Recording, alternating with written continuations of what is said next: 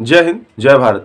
1971-এ India বাংলাদেশের মুক্তিবাহিনীকে বর্ডারের এপার থেকে বন্দুক, অস্ত্রপাতি, ট্রেনিং সমস্ত কিছু দিয়ে বাংলাদেশে যে পাকিস্তানি অত্যাচার তার বিরুদ্ধে লড়ার জন্য সম্পূর্ণরূপে হেল্প দিয়েছিল বাংলাদেশকে। তার জন্য শুধু বাংলাদেশের মুক্তিবাহিনীর লোকেরাই মরেনি, ইন্ডিয়ান আর্মেড ফোর্সের 4,000-এরও বেশি সোলজাররা মারা গিয়েছিল। তারপর 1971 বাংলাদেশ স্বাধীন হয়, প্রথম প্রধানমন্ত্রী হন শেখ মুজিবুর রহমান। আর আজ সেই বাংলাদেশ ইন্ডিয়াকে বদনাম করা, ইন্ডিয়ার যারা সংখ্যালঘু সম্প্রদায় হিন্দু যারা বাংলাদেশে বসবাস করে তাদেরকে নানান রকমভাবে মারা, টর্চার করা। ইভেন একটা রিসেন্ট ঘটনায় দেখা গেছে যে একজন হিন্দু যুবককে সর্বসমক্ষে পিটিয়ে মারা হয়েছে এবং তাকে জ্যান্ত জ্বালিয়ে দেওয়া হয়েছে উল্লঙ্ঘ করে। এই ঘটনায় সারা পৃথিবীতে হিন্দুরা রাস্তায় নেমে প্রতিবাদ করেছে। দুই বাংলাতে প্রতিবাদ হয়েছে, অল ওভার ওয়ার্ল্ডে প্রতিবাদ হয়েছে, মিছিল হয়েছে। ভারতে যে বাংলাদেশ এম্বাসি দু জায়গায়, দিল্লিতে এবং শিলিগুড়িতে, ডিসেম্বরের 20 তারিখে প্রচুর মাত্রায় প্রতিবাদী মিছিল ভিড় করে। তারা এম্বাসি ভেঙে ভেতরে ঢোকার চেষ্টা করে। দিল্লিতে দিল্লি পুলিশ সামলে নিয়েছিল, তারা এই ভিড়কে ভেতরে ঢুকতে দেয়নি। বাংলাদেশের যে ভৌগোলিক চিত্র সেটাকে যদি একটু ভালো করে দেখা যায় না, বাংলাদেশ ভারতের সাথে অনেক বড় বর্ডার শেয়ার করে, 4,000 কিলোমিটারেরও বেশি। ভারতের কাছ থেকে তারা সমস্ত রিসোর্সমেন্ট পায়, তার মধ্যে জল আছে, তার মধ্যে ইলেকট্রিক আছে, তার মধ্যে ফুড সোর্স আছে।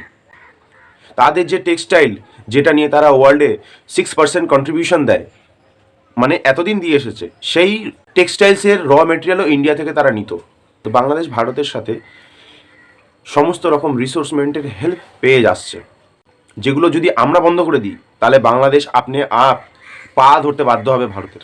শেখ হাসিনা বাংলাদেশের প্রধানমন্ত্রী ছিল, ততদিন বাংলাদেশ উন্নতির চরম শিখরে ছিল, কারণ শেখ হাসিনার যে পলিটিক্যাল পার্টি সেটা ভারতের সঙ্গে ভালো সম্পর্ক রেখেছিল, তাতে ভারতের এবং বাংলাদেশের উভয় পক্ষেরই উন্নতি হয়েছিল। কিন্তু বর্তমানে শেখ হাসিনাকে সেখানে ছাত্র আন্দোলন করে, ছাত্র বিদ্রোহ করে তাড়িয়ে দেওয়া হয়েছে দেশ থেকে, ভারত তাকে স্মরণ দেয়।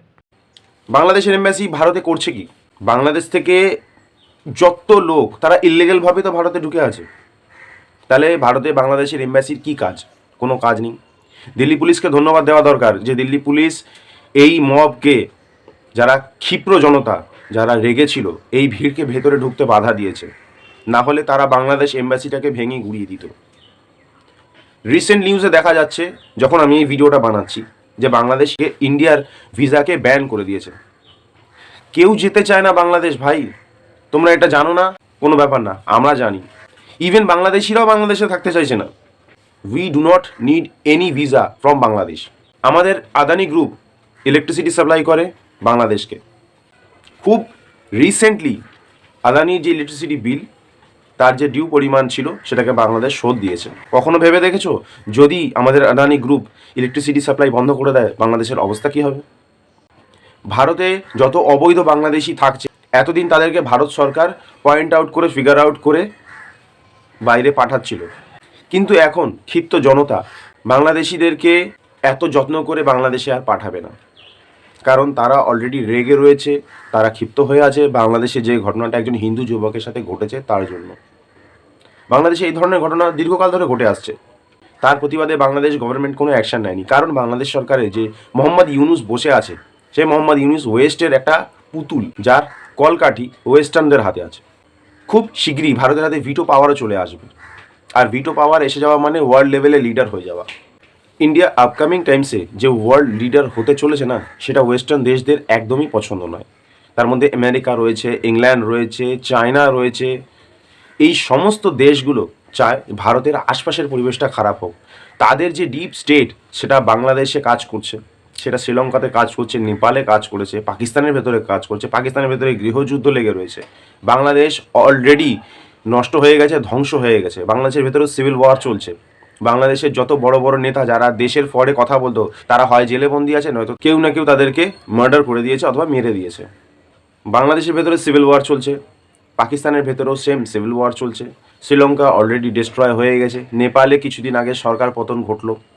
ডিপ স্টেট ভারতবর্ষের মাটিতেও কাজ করার চেষ্টা করছে, কিন্তু আমাদের ইন্টেলিজেন্স এতটাই অ্যাক্টিভ যে প্রত্যেকটা স্টেপ বাই স্টেপ শ্যাডোর মতন কাজ করে চলেছে, ছায়ার মতন কাজ করে চলেছে, যে তাদের সমস্ত অভিসন্ধি, সমস্ত খারাপ প্ল্যানিংকে বানচাল করে দেওয়ার মতন ক্ষমতা রাখে আমাদের ভারতের ইন্টেলিজেন্স। কিন্তু এতদিন ভারতের আম জনতা রাস্তায় নামেনি, এখন ভারতের আম জনতা, সাধারণ লোকও রাস্তায় নামা শুরু করেছে। কারণ যে যুবকটির অত্যাচার করা হয়েছে, তাকে মারা হয়েছে, সে একজন হিন্দু। পৃথিবীর যে কোনো প্রান্তে যেখানে হিন্দুরা থাকে তাদের উপর যদি কেউ অত্যাচার করে, এতদিন হিন্দুরা চুপচাপ থাকতো, কিন্তু এখন আর সহ্য তারা করবে না, তারা প্রতিবাদ করবে। আর প্রতিবাদের যে ওজন সেটা কেন্দ্র সরকার পর্যন্ত পৌঁছচ্ছে। একটা জিনিস যেটা আজকের দিনে বোঝা দরকার, যে ভারত বাংলাদেশকে কোনো রকমভাবে ভয় পায় না।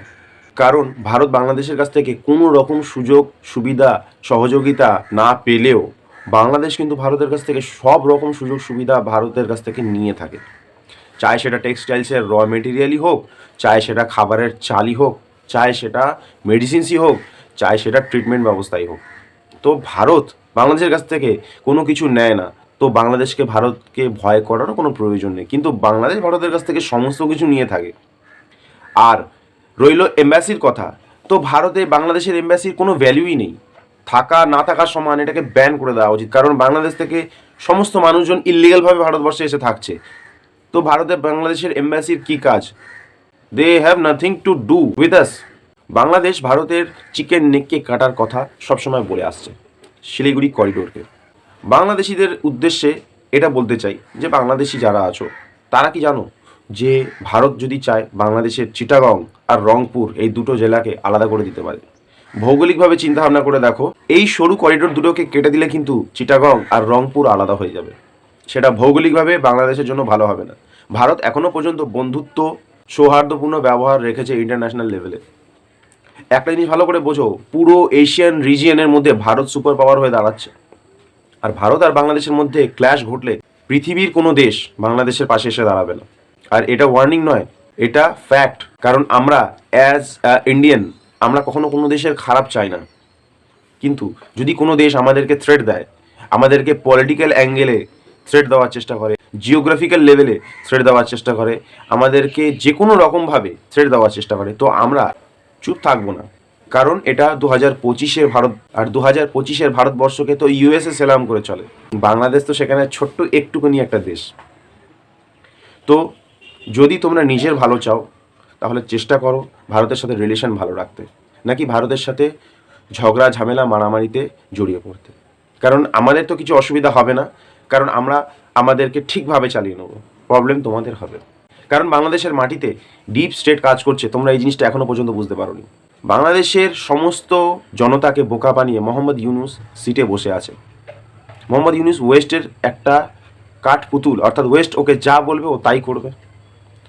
আর বাংলাদেশের জনতার ডেভেলপমেন্ট ভালো হওয়া, উন্নতি হওয়া নিয়ে মোহাম্মদ ইউনুসের কিচ্ছু যায় আসে না। তারা নিজের পার্টিরই লিডারকে আননোন গানম্যানের হাত থেকে শুট আউট করে মার্ডার করিয়ে দিল, যাতে দোষ বিএনপির উপরে আসে, যাতে দোষ ইন্ডিয়ার রয়ের উপরে আসে। কারণ সামনে 2026-এ ফেব্রুয়ারিতে ইলেকশন রয়েছে। আর ডিপ স্টেট যেমন MI6 হোক, যেমন CIA হোক, যেমন পাকিস্তানের ISI হোক, তারা কোনো মতে চায় না বাংলাদেশে ফের ইলেকশন হোক। কারণ বাংলাদেশে ফের ইলেকশন হলে সেখানে ডেমোক্রেসি চলে আসতে পারে। কারণ শেখ হাসিনার পার্টি চলে যাওয়ার পর সেখানে সবথেকে বড় পার্টি হচ্ছে বিএনপি। আর এই বিএনপির সবথেকে বেশি চান্স আছে নেক্সট ভোটিংয়ের পর পাওয়ারে আসা। আর বিএনপিও কিন্তু গণতন্ত্রে বিশ্বাস রাখা একটা পার্টি। আর এই বিএনপি ক্ষমতা আসলে ভারতের সাথে ফের বাংলাদেশের সম্পর্ক ভালো হওয়ার চান্স আছে, যেটা ডিপ স্টেট যারা তারা চায় না। সে এই খুব সিম্পল পলিটিক্সটা যদি বাংলাদেশিরা বুঝতে পারে তো তাদের জন্য খুবই ভালো হবে। আর ভারতের সাথে রিলেশন ভালো রাখাটা তোমাদের প্রয়োজনীয়তা, আমাদের নয়। জয় হিন্দ, জয় ভারত।